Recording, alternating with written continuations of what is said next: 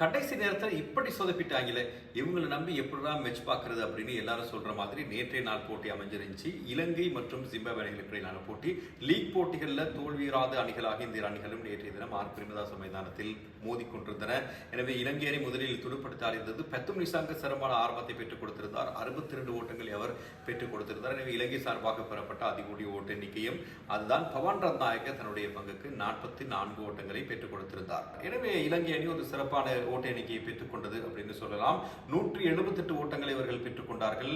7 விக்கெட்டுகளை இழந்து ஆஸ்திரேலியாவை தோல்வியடை செய்த ஒரு பலத்தோடு அவர்கள் இலங்கையை எதிர்கொள்கிறார்கள். சிறப்பான ஆரம்பம் அந்த அணிக்கு அமைந்திருந்தது. மருமானி 34 ஓட்டங்களை பெற்றுக் கொடுத்திருந்தார். சிக்கந்தர் ராசா இறுதி நேரத்தில் மிக அதிரடியாக துடுப்படுத்தார். 26 பந்துகளில் 45 ஓட்டங்கள். இந்த ஓட்ட எண்ணிக்கை தான் போட்டியை திசை திருப்பி இருந்தது. T20 போட்டின்னு ஒன்று இருந்தால் அது இப்படிதான் இருக்கணும். மிக முக்கியமான ஒரு எடுத்துக்காட்டாக அதிரடியாக துடுப்படுத்த ஆடியிருந்தார். அத்தோடு மறுமுனையில் ஆடிக்கொண்டிருந்த பெனட் 63 ஓட்டங்களை பெற்றுக் கொடுத்திருந்தார். இதுவரை ஆட்டம் இழக்காது களத்தில் இருந்த அவர் இலங்கை அணியை ஒரு மிரட்டி கொண்டிருந்தார். ஜிம்பாப்வே அணியுடைய விக்கெட்டுகள் அடுத்தடுத்து வீழ்த்தப்பட்டுக் கொண்டிருந்தது. சிறப்பான ஒரு பிடியெடுப்பை நிகழ்த்தி இருந்தார் அணியினுடைய தலைவர் தசுன் சாணக்க. எனவே போட்டிக்கு திரும்ப உயிர் வந்துவிட்டது அப்படின்னு எல்லாம் நினைச்சிட்டு இருந்தாங்க. முன்யோங்கா இந்த நேரத்தில் களத்திற்கு வந்திருந்தார். இறுதி ஓவரில் 7 ஓட்டங்கள் அந்த அணிக்கு தேவை. அதாவது 6 பந்துகளில் 7 ஓட்டங்கள் மிக இலகுவான ஒரு இலக்கு அந்த அணிக்கு.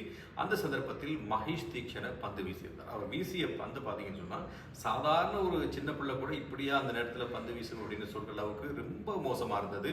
எனவே அவர் வீசிய பந்து ஷார்ட் பிச்சாக விழுந்ததன் அடிப்படையில் அவர் அதை சிக்ஸருக்கு முன்யோங்கா திருப்பியிருந்தார். எனவே போட்டியினுடைய முடிவுகள் முற்றுமுழுதாக மாறியிருந்தன. ஜிம்பாப்வே அணி தொடர்ச்சியாக இந்த போட்டியிலும் வெற்றி பெற்று புள்ளிப்பட்டியலும் பி குழுவில் முதலிடத்துக்கு வந்திருந்தது. இந்த இரு அணிகளும் சூப்பர் எட்டுக்கு ஏற்கனவே தெரிவாக இருந்தபடியினால எந்த விதமான பாதிப்புகள் இல்லை என்று சொன்னாலும் கூட மீண்டும் ஒரு முறை ஜிம்பாப்வே அணி தன்னுடைய பலத்தை நிரூபித்திருக்கிறது. ஜிம்பாப்வே அணியை சாதாரணமாக மதிப்பிட முடியாது இந்த உலக கிண்ண தொடரில். எனவே பலம் வாய்ந்த ஆஸ்திரேலிய அணியை லீக் போட்டியோடு வெளியேற்றிய பெருமை அந்த அணிக்கு இருக்கிறது. அதுபோல அயர்லாந்துடனான இந்த போட்டி இவர்களுக்கு மழை காரணமாக ஒவ்வொரு புள்ளிகள் வழங்கப்பட்டது. அந்த போட்டியிலும் கூட இவர்கள் வெற்றி பெற்றிருப்பார்கள் என்றுதான் சொல்ல தோன்றுகிறது. எனவே இலங்கையும் சாதாரண ஒரு அணி அல்ல. இலங்கையும் மிகச்சிறப்பாக இந்த தொடர்களில் விளையாட வந்த அணி. அந்த அணியும் ஆஸ்திரேலிய அணியை வீழ்த்தி இருக்கிறது. இப்படியான ஒரு சூழ்நிலையில் இந்த தோல்வி மிக பாரதூரமான ஒன்றாகத்தான் பார்க்கப்படுகிறது. எனவே சூப்பர் எயிட்டில் இன்னும் பலமாக செயற்பட வேண்டிய தேவை இருக்கிறது. உசால் ஜனித் பெரேரா இந்த போட்டியிலும் தன்னுடைய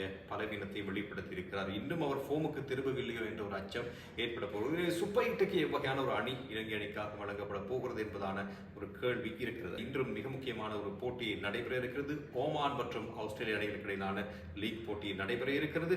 அது மாத்திரமல்லாமல் நாளையிலிருந்து சூப்பர் எயிட் போட்டிகள் ஆரம்பமாக இருக்கின்றன. சூப்பர் எயிட்டின் முதல் போட்டியில் சந்திக்க இருக்கிறது பாகிஸ்தான் மற்றும் நியூசிலாந்து அணிகள். அதுபோல வருகின்ற ஞாயிற்றுக்கிழமை 2 முக்கியமான போட்டிகள் இடம்பெறவிருக்கிறது. இலங்கை இங்கிலாந்தை சந்திக்கிறது. அதுபோல தென்னாப்பிரிக்கா இந்தியாவை சந்திக்கிறது. சூப்பர் எயிட் போட்டிகள் சூடு பிடிக்கவா? பொறுத்தது பார்ப்போம்.